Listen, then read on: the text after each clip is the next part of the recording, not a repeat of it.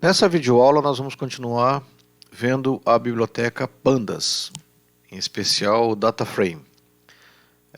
A Pandas eu já apresentei ela em outra videoaula e agora nós vamos dar um passo a mais à frente com agrupamento e relacionamentos entre colunas e entre linhas.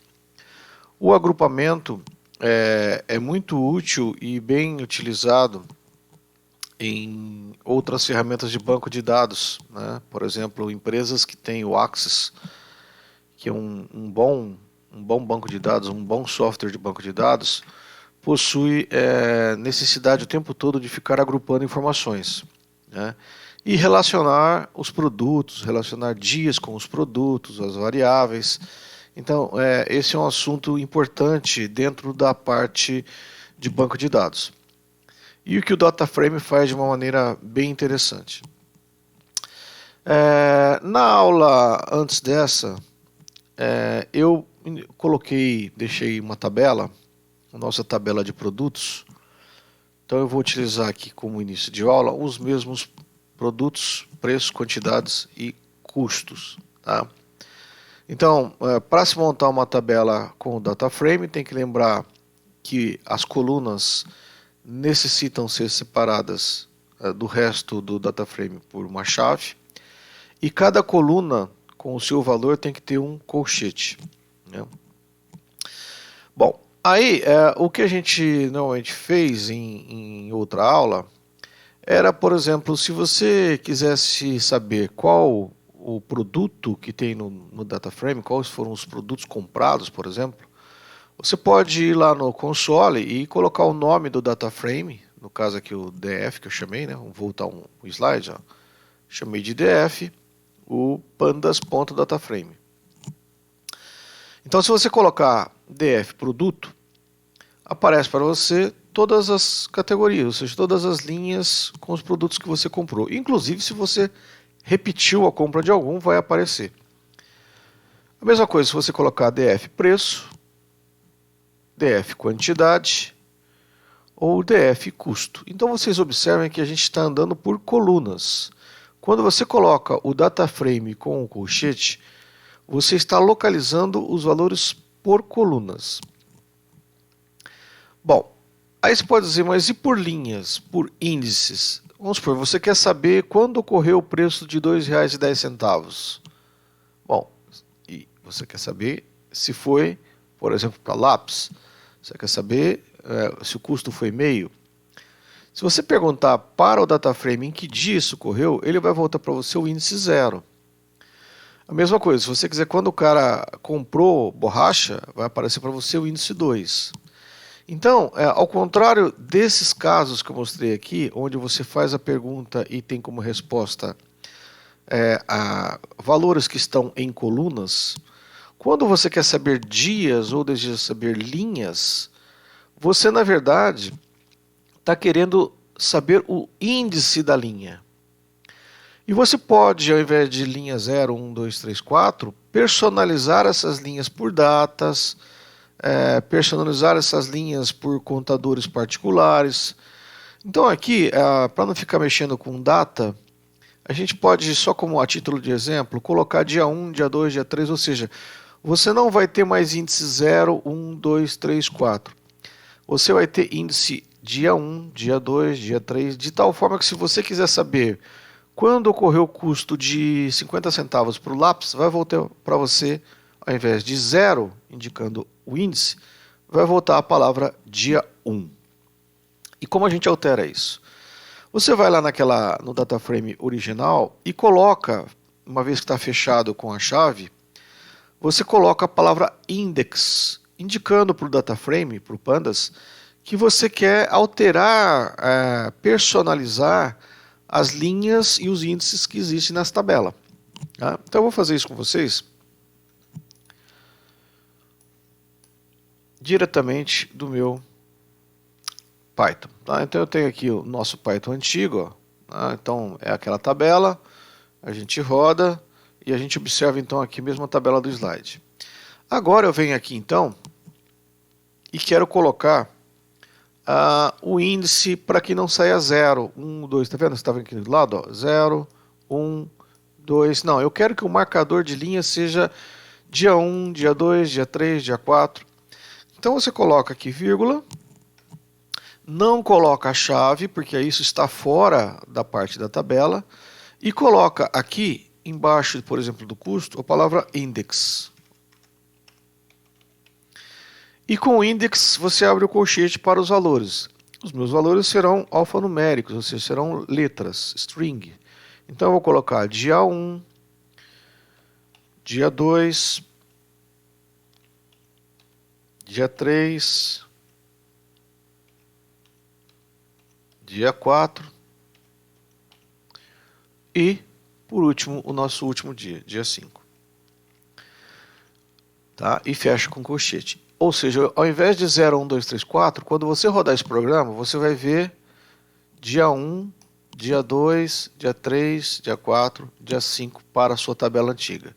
Ou seja, o 0, 1, 2 até 4 foi substituído pelas palavras dia 1, 2, 3, 4, 5.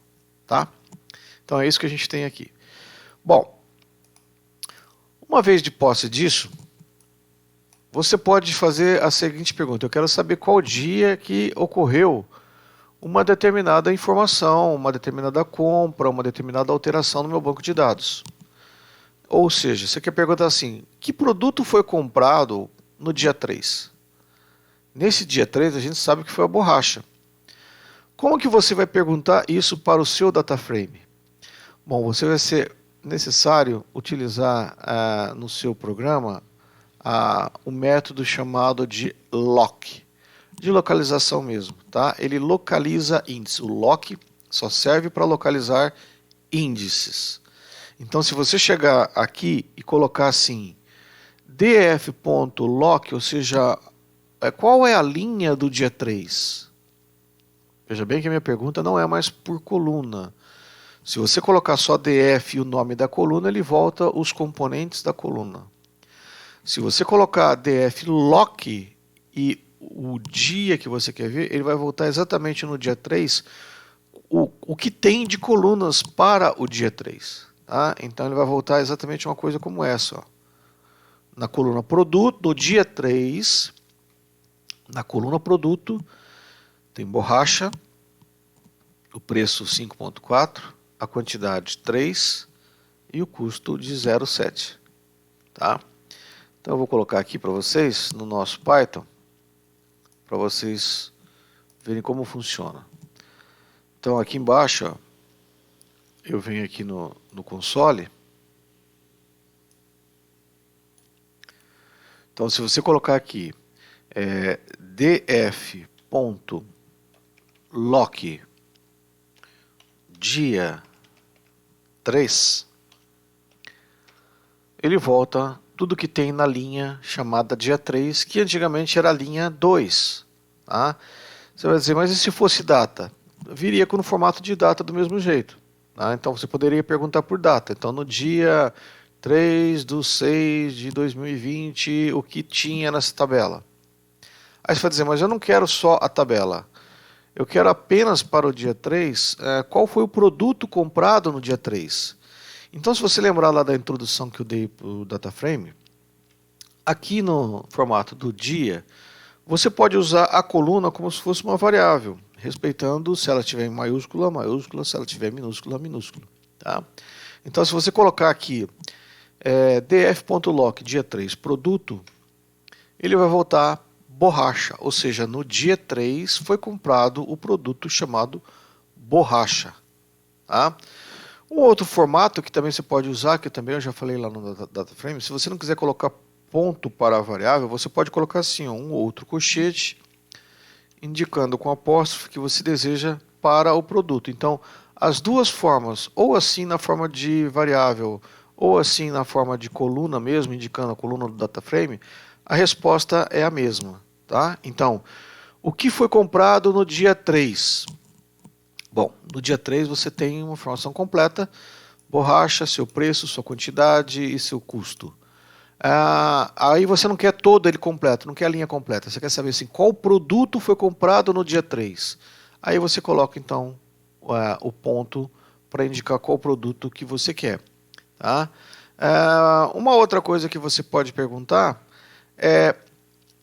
e aí sim, são geralmente as perguntas mais importantes, né, que você quer saber o dia que as coisas ocorrem. Né? Normalmente você tem interesse em fazer o processo inverso.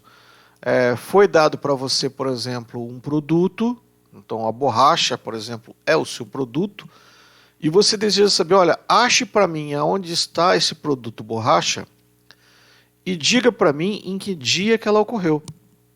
Então lá na introdução do DataFrame, eu falei para vocês que o if interno do DataFrame era você igualar a coluna a uma palavra-chave.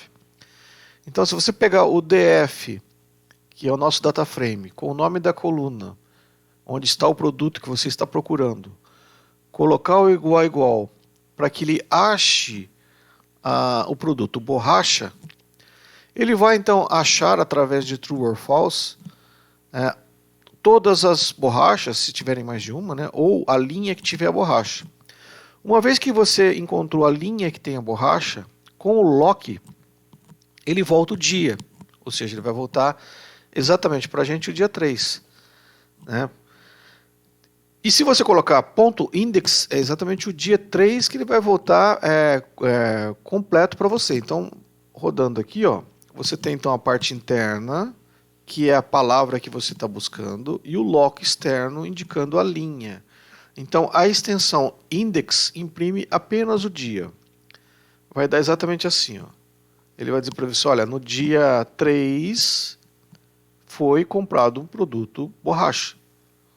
Tá? E, inclusive, agora você fala assim, mas eu quero ver ele completo, eu quero ver a quantidade, quero ver tudo. Então, se você tem interesse em saber tudo, então você... Vamos voltar aqui para o nosso DataFrame e fazer isso.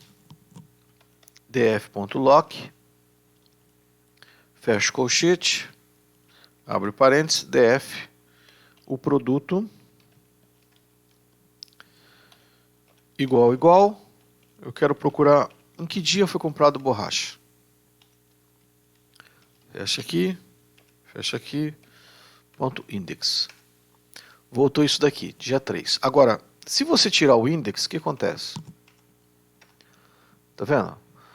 Se você tirou o índice, não volta apenas o dia, mas volta tudo o que aconteceu naquele dia. Bom, então, se você quiser fazer sempre um processo de descobrir datas ou descobrir linhas de onde está um determinado produto, é dessa forma que você tem que usar. Tá? Aí você pode dizer, mas e se eu quiser apenas o preço? Então, se você quiser, ao invés de índice ou ao invés da linha toda, perguntar em que dia ocorreu a borracha e qual o seu preço, então você vem aqui, repete produto borracha e põe aqui, por exemplo, preço. Tá? Então ele voltou, no dia 3 foi comprado um produto chamado borracha com o preço de 5,40.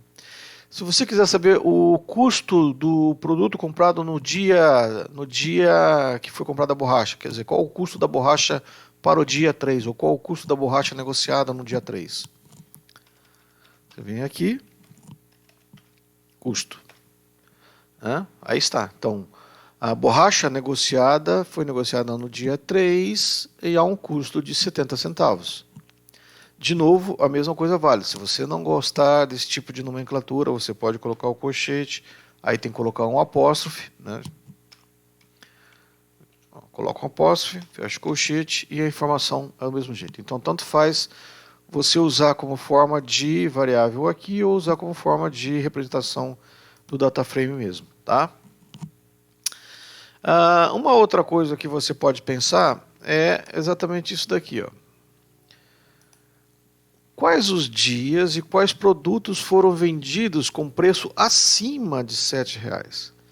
Então, o Python vai buscar para você uma ou mais linhas em que ocorreu esse tipo de valor. Então, quando você faz isso, no DataFrame, ao invés de usar igual, você vai escolher então a sua coluna preço, colocar o condicional maior ou igual a 7, mandar ele localizar o dia, mas você não quer ver tudo, toda a linha, você quer ver apenas qual o produto, ou seja, quais os dias e quais os produtos vendidos com preço acima de R$ 7. Ele vai voltar para você então que dia 2 vendeu caneta, dia 4 vendeu grampeador, ambos acima de R$ 7. Então você vem aqui no dia 2, será que é verdade? Vamos ver, ó. Realmente, 7,3, grampeador, realmente 10,9. Tá?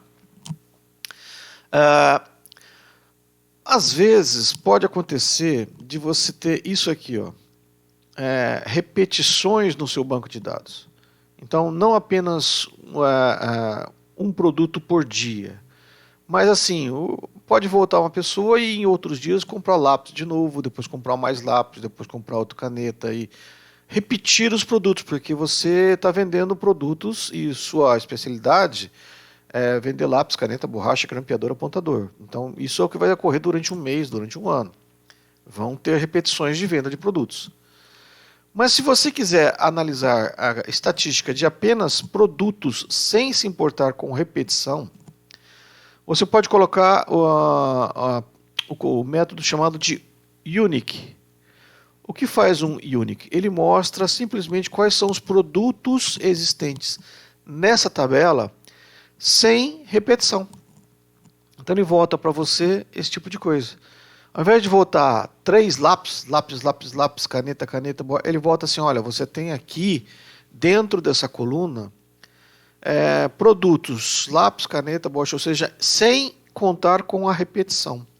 Tá? Então, Unique, ele extrai, ele minera dentro da coluna apenas aquilo, os produtos independentes de sua repetição. Tá? Uma outra coisa interessante que você tem é contar coisas. Então você quer contar os produtos, quer contar quantas vezes repetiu. Aí você vai usar um comando, um método chamado Value Counts. O Value Counts volta para você como se fosse uma estatística, né? De quantos lápis existem na coluna, quantas canetas existem na coluna, quantos produtos, borracha e assim por diante. Uma outra forma de você utilizar o Value Counts é usar Value Counts em porcentagem. Aí você coloca aqui uma informação para o data frame do tipo Normalize True. Ele está normalizando. Então, ele vai somar tudo e vai dividir quantas repetições tem pelo total de produtos. E aí, o número que você vê aqui do lado é, por exemplo, que nessa coluna 37,5% dos dados são lápis, 25% são canetas, 12,5% são apontador e assim por diante.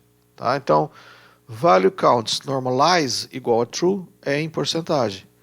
Value Counts apenas com um parênteses vazio é contagem bruta de quantas repetições ocorreram. Bom, e aí vem uma parte mais interessante que tem no Python que todo mundo gosta de fazer, que é o agrupamento. Ou seja, às vezes você não tem produtos isolados, você tem produtos que são em blocos, eles aparecem em blocos e você quer fazer uma estatística desses blocos. Então isso se chama agrupamento, que no Python é conhecido como Group By. Então o Group By, por exemplo, nesse exemplo aqui, eu tenho 3 lápis, né? E eu quero agrupá-los. A mesma coisa, eu tenho 2 canetas e também quero agrupá-los.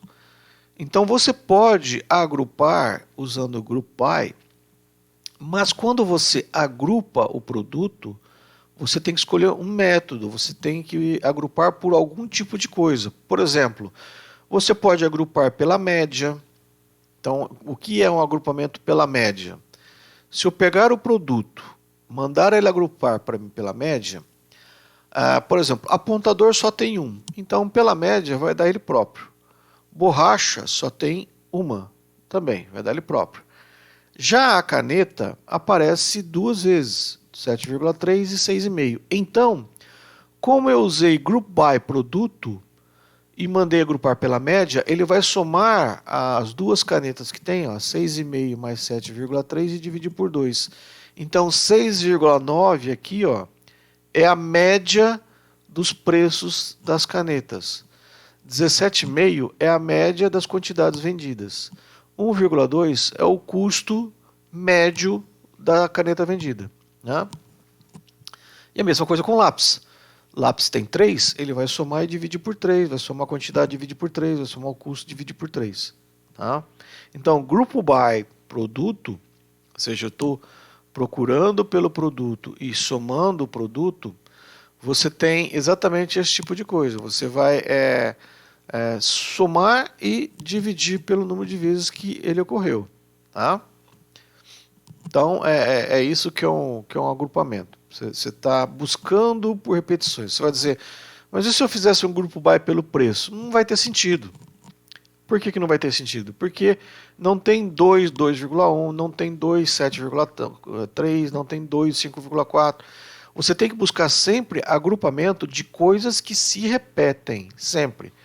Produtos que se repetem, ativos financeiros que se repetem, experimentos com o mesmo nome que se repetem, variáveis que se repetem. Tá? Então, buscar agrupamento por preços não vai te levar a nada. Então, grupo by a gente usa exatamente para coisas que têm repetição.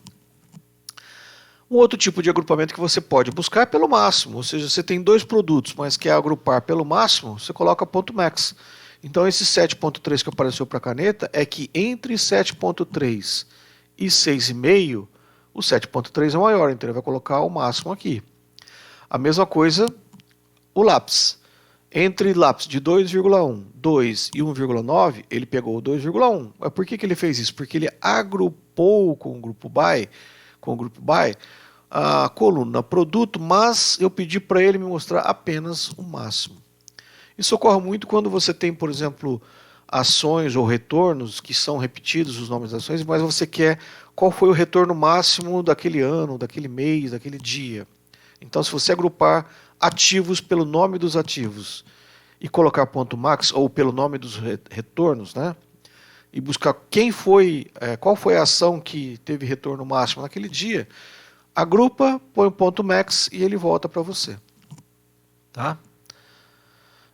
Aqui no Excel, por exemplo, eu tenho aqui para mostrar para vocês a repetição de algumas ações. Então, tem aqui o cliente que negociou, tem aqui as compras, aqui as vendas e o nome do ativo com o preço. Né? Então, observem que Petrobras aparece muitas vezes nesse banco de dados. A Uzi Minas também. A Gerdau também. Então você fala assim, eu quero agrupar esse tipo de coisa para fazer perguntas. Né? Então como que você pode agrupar esse tipo de coisa? Eu acho que eu tenho, vamos pegar aqui com vocês então. E vamos procurar aqui no meu diretório teste.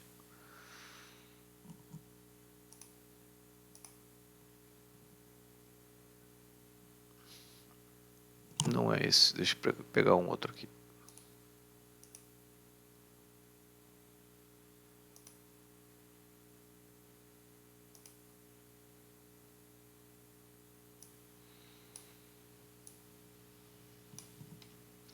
E eu vou buscar aqui um diretório que tenha clientes, é o cliente XLSX. Tá? Então eu vou vir aqui no... Deixa eu aumentar para vocês verem melhor. A gente vem aqui, eu vou colocar aqui como dados. Esse dados, por exemplo, vai ser aquela anotação de como que a gente puxa do Excel. Vou colocar aqui o nome do meu banco de dados, que é clientes.xlsx e o nome da planilha é planilha 1. Tá. DF vai ser o meu data frame de dados. Bom, aí com o DF, vamos puxar só para ver se ele está puxando certo. Se eu colocar aqui DF, tá aí. Então eu tenho exatamente o meu arquivo que eu estava mostrando no slide. Observe que PTR4 aparece muitas vezes aqui. Então eu posso agrupar de diversas formas. Por exemplo, se eu colocar aqui x igual DF ponto e eu quero agrupar, group by. Já apareceu o grupo by aqui. Eu quero pelo nome do ativo. Você vai dizer, mas por que você está pegando pelo nome do ativo? Porque é o que repete. Ou seja, o PTR4 aqui repete, GGBR4 repete, ou seja, repetição de preço não me interessa, repetição de cliente não me interessa. Às vezes interessa. Pode ser até interessante, às vezes, utilizar a repetição para saber qual cliente negociou mais, tá? Mas no caso aqui, quero buscar o ativo, quero fazer perguntas para os ativos. Então, grupo by ponto ativo, agrupe para mim essas ações por suas médias, né? E vamos imprimir.